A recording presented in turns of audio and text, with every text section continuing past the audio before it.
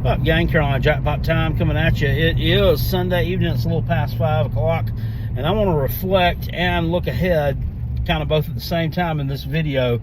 Reflecting, of course, on South Carolina's big 47-6 win over the Vanderbilt Commodores yesterday at Williams-Brice Stadium. Call it a big win. It was a big win in margin only, really. But was it, though? What's the general temperature of the fan base after that win? I mean, I felt pretty good about it. I really didn't see a whole ton of holes in the game yesterday from South Carolina. Vanderbilt is not a team that's going to exploit a lot of weaknesses, though.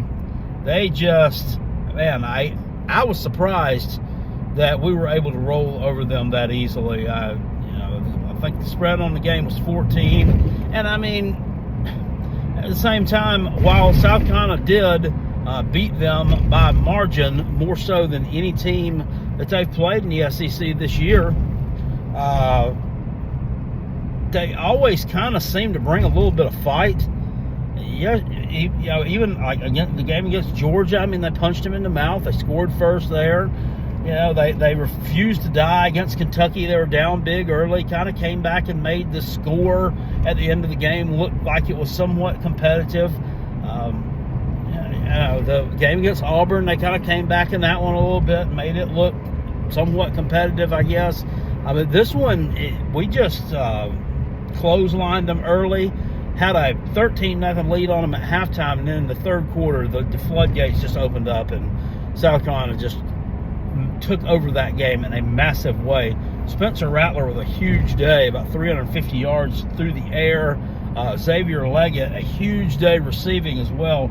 He had a few drops in there also, or he would have had an even higher total than what he did. It's kind of clear to me that they are, I don't know, they're kind of bolstering his numbers up just a little bit, I think,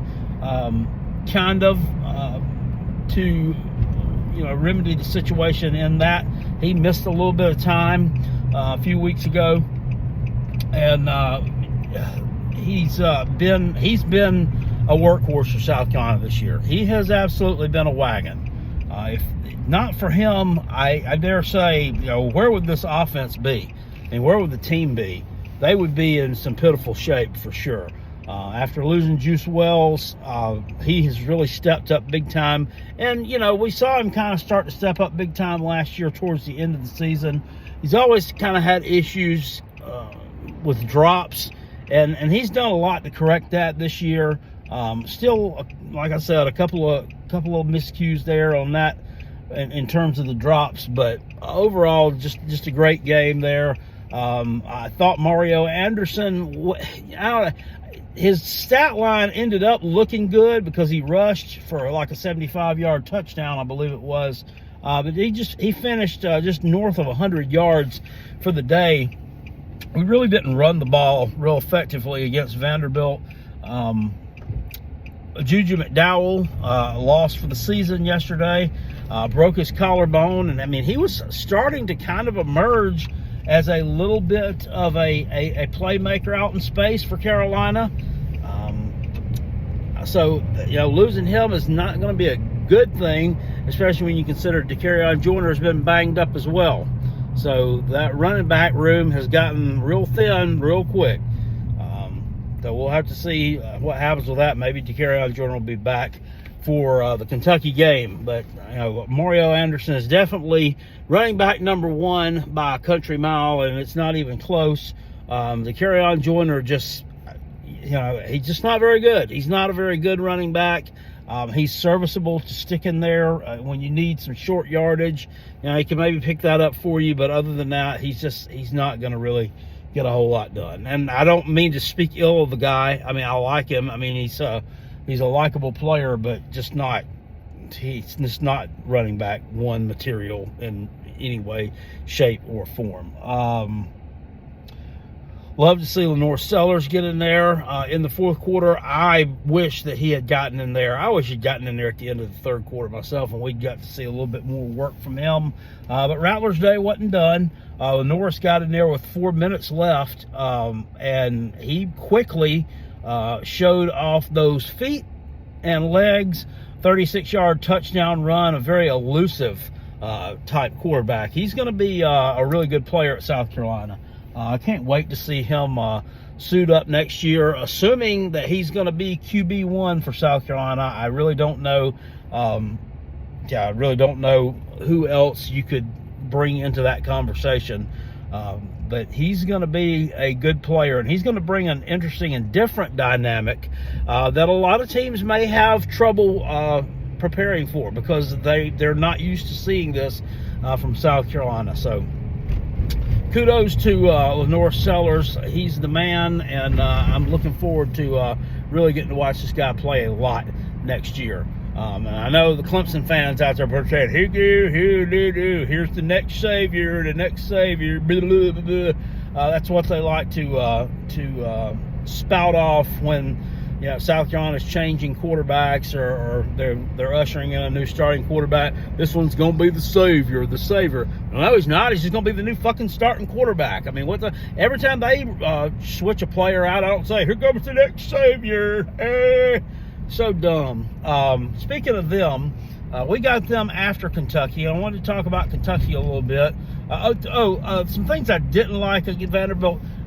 Still, I saw some missed tackles there.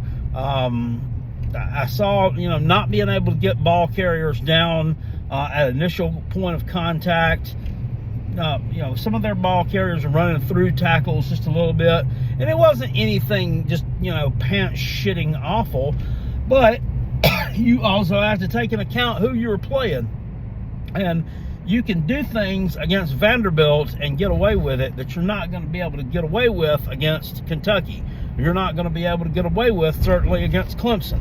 So there are still things that they can take from that game, learn from, and get better at.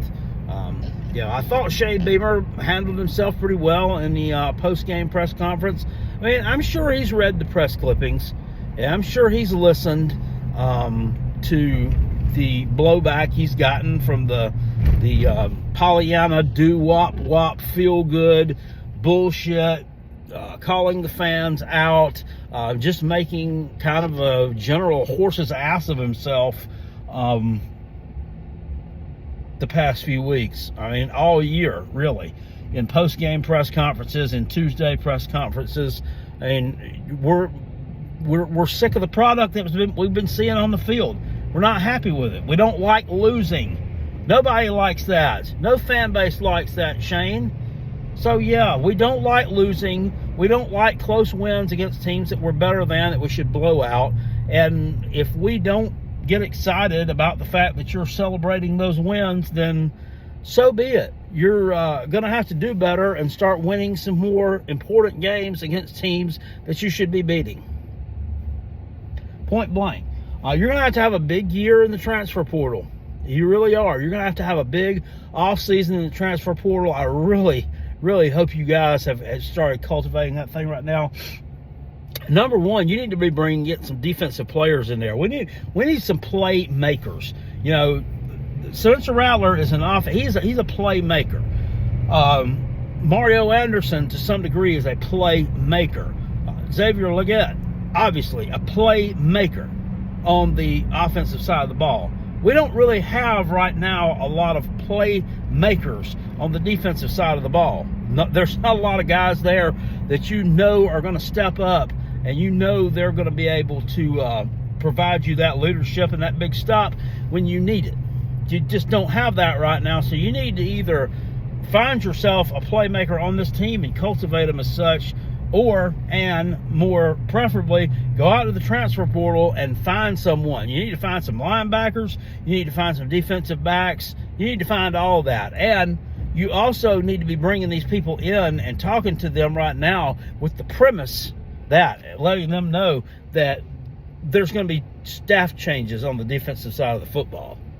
That has to be, that's the number one. That's a given that has to take place. That has to take place. There's no way on God's green earth that Clayton White will return to Columbia next year and it make any kind of sense whatsoever, and there's no way that he returns and the entire fan base does not turn against you. because I mean the guy is it's horrible. It's horrible. They're not teaching tackling. They're not teaching pursuit. They're not teaching aggressive. It's all bad. It's bad. It's all bad. I can't go into all of it because we'd be sitting here for 2 hours just talking about how awful that defense is. You know, no NFL talent over there, or if you do, you know, there may be a diamond in the rough somewhere, but I'm not seeing it. So that's got to change quick, fast, and in a hurry. Kentucky's coming to town 7:30 next Saturday night, I think it is. Of course, we'll be live streaming that game over here on the Carolina Jackpot channel. If I don't end up going to, I don't know. I'm going to talk to my son. I don't know. We may go to that game. I'm not sure yet. Probably not though, but because it's kind of short notice. But so just plan on there being a live stream here on the Carolina Jackpot channel. And if anything changes, I will certainly let you know. South Carolina versus Kentucky. They're coming to town. Looked like at first they had opened up as a 1-point favorite over the Gamecocks, and then I saw that it was actually a 2.5-point favorite against the Gamecocks. But I looked and it didn't show that the line had been bet from a 1-point favorite to a 2.5-point favorite. It was just showing 2.5s across the board. So the CBS sports app here that I'm looking at, I mean, obviously doesn't know what they're doing. So 2.5-point favorite against the Gamecocks. I don't know.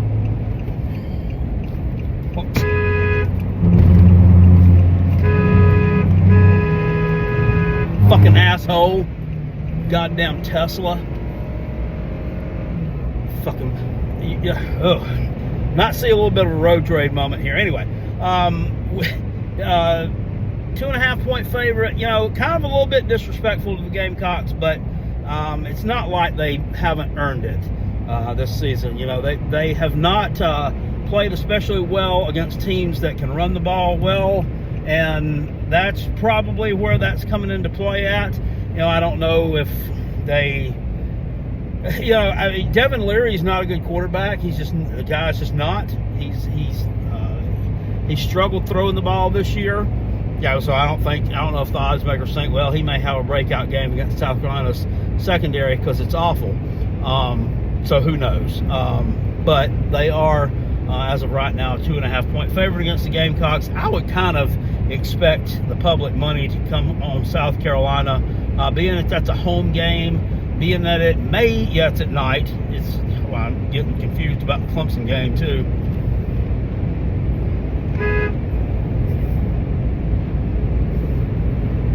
You get to see me flip that bitch off, stupid ass.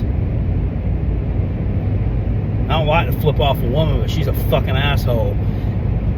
Cut me. What she did, I'm trying to merge left here to get onto the interstate, and then she just stays in the fucking right-hand lane and won't get the fuck over, or won't speed up a little bit so she can get over so that I can get in. It's very rude and inconsiderate driving on her behalf, and I hope you have a flat tire. Just not on the road. I hope you don't blow out, but I hope that you wake up tomorrow morning and the tire on that Tesla's flat. You probably don't know how to change it, because I definitely know I wouldn't. Getting back to what I was talking about, this. People like to say, well, it's not a good matchup for the Gamecocks coming. This is not a good matchup for y'all. This team can run the ball. But I mean, when is a good matchup? There are all these teams can do something well. I mean, really for us defensively, nothing is a great matchup when your defense has a hard time at times stopping the run because you can't tackle, or has a hard time defending the other team's vertical passing game because your back, your corners and safeties are terrible. So I don't know where we go there from that, but South Carolina offensively, I think, we'll be able to score some points on Kentucky. Alabama obviously blew them out of the water this past Saturday, and that to me is also a reason to think South Carolina should be able to win and cover this game. Kentucky's going to be beat up from that Alabama game. Anytime you play them, they're very physical. They're going to punch you in the mouth, and it does a little something to your morale when you get beat on your home field by 28 points in a game where you were like a 10-point underdog. You end up getting beat by 28, just got drug up and down the field. And I told everybody that was going to happen. I can't understand why Kentucky was only an 11-point underdog against Alabama, but that's how that thing rolled out there. So, does Kentucky come back and punch South Carolina in the mouth this coming Saturday? Does Kentucky try to get a little measure of revenge from last year? We went up to Lexington and beat them last year, and they were a pretty significant favorite against Carolina. I think it may have been double-digit favorites over us. They only had one loss on the year, if you'll remember that they started off, I think, 5-0. And then they dropped the game at Ole Miss late. Will Levis made some boneheaded mistakes there and ended up costing them the game. But they were coming in riding pretty high.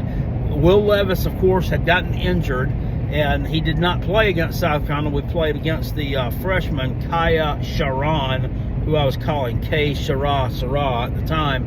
And he was terrible, and we beat them 24-14. It should have been 24-7. But all the next week, all we heard was, well, Levis was out, Levis was out, Levis was out, blah, blah, blah, blah, blah.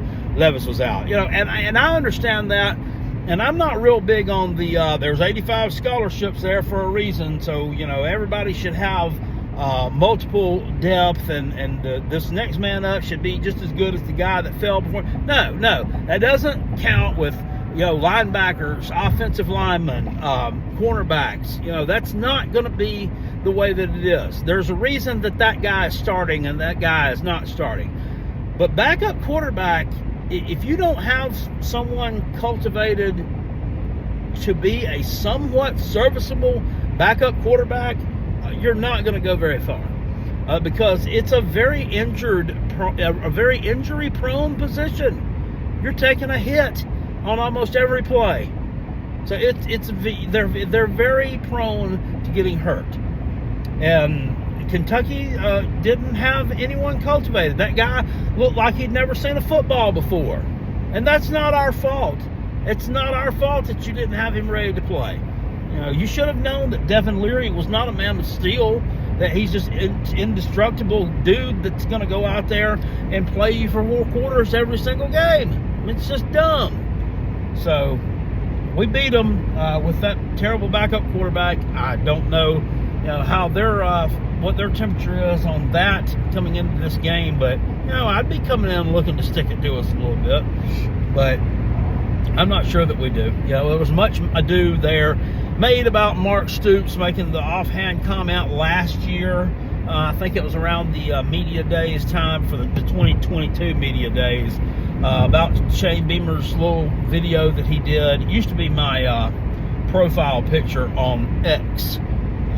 It's not my profile picture there any longer. I actually changed it to a picture of me inside a restaurant here near Simpsonville called Bubba Annie's, giving the bird to the Clemson SO Club sign that they have in the corner because they're Clemson supporters. And then I changed it today to a picture of Lenore Sellers throwing the football with the Google Gladiator moniker on there, which is what I shall call him from now on. I caught that yesterday in a live stream, liked it, and I'm going to try to get that nickname for him trending. The Google Gladiator. Goggled, not Googled, goggled. I did spell it right. G-O-G-G-L-A-T. I didn't spell it like Google. Google means people looked him up on the computer. He's goggled. The Goggled Gladiator. At any rate, let me know your thoughts down below. There are a lot of talk there, a lot of rambling. South Carolina, once again, like I said, not getting the respect they deserve from Las Vegas, but they're really not due a lot of respect. So that doesn't make a lot of sense. What I just said there. They've shit the bed more often than not this year, and it's showing in the fact that the folks who set the lines don't believe in them. However, a home game against a really, really mediocre Kentucky team. This is not a vintage Kentucky team. Last year's team wasn't a vintage Kentucky team either. They weren't very good. They're not very good again this year. Maybe I'm just starting to think maybe they're just not a good program, right? Maybe they're just a shitty program that's really not any better than South Carolina. They looked like they turned the corner and they were going to start winning 8-9 games a year and maybe compete with Georgia there for a bit, but no, they're not. They're starting to revert back into the Kentucky that we all know and love. So let me know what you think. Live show tonight at 8 p.m. I will see you guys there. Peace, and I'm out. Go Gamecocks. Woo!